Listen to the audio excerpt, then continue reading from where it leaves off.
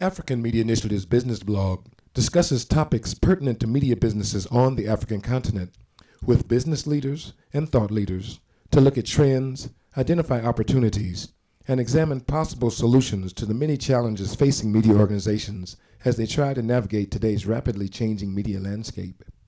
In today's discussion, Joe Otin, Managing Director of Media CT Pan-Africa of IPSOS, talks about the importance of market data in making business decisions, the implications of increased urbanization on consumer spending, and offers perspectives on the future of advertising.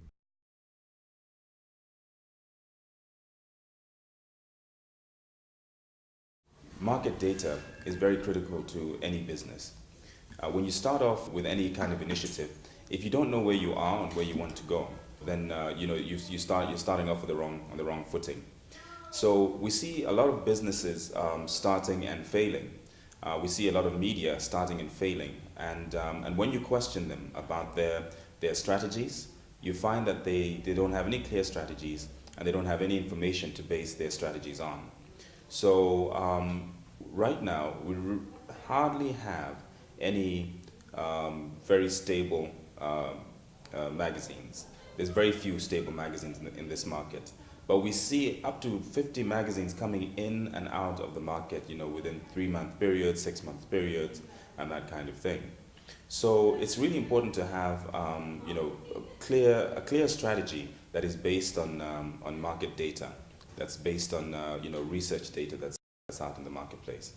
Now we also find that in countries in Africa, we don't have as much information about what's happening in the market as there is, say, in the more developed countries, where the government is a custodian of quite a bit of information which is provided freely, and businesses and others can take decisions based on that information. So you find that there's much more custom research that's done here, much more commissioned research done for specific purposes by businesses, and therefore it tends to cost it's quite expensive.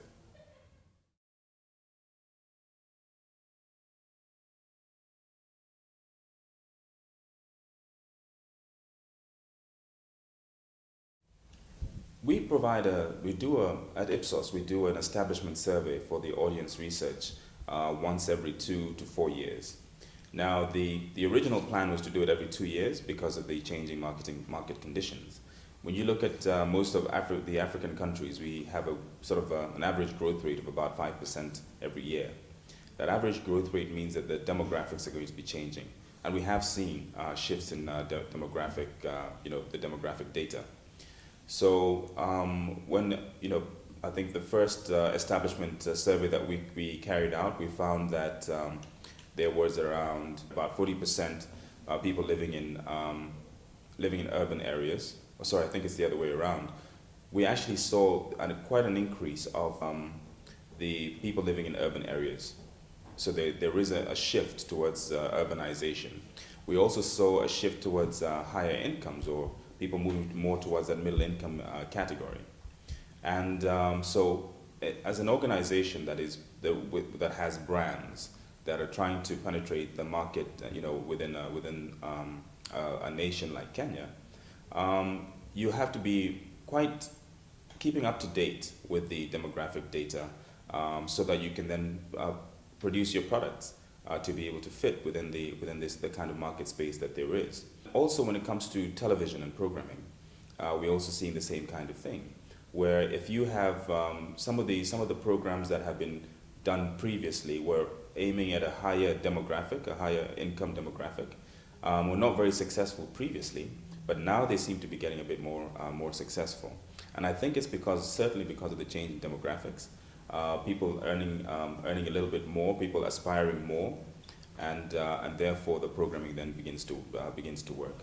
So it's quite important to keep track of the changing trends, and we also try to help our clients keep track to the changing trends by really focusing on what the key issues are and what around their mission, their vision, and their progress they're making towards that.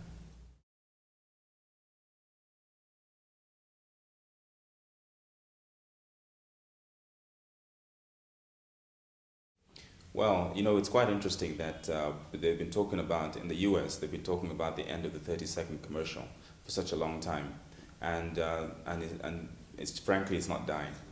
And as we see digital, the rise of digital around, especially the developed nations, you find that television is not taking a hit. Television continues to be strong in terms of audiences, and television continues to be strong in terms of revenue, attracting revenue.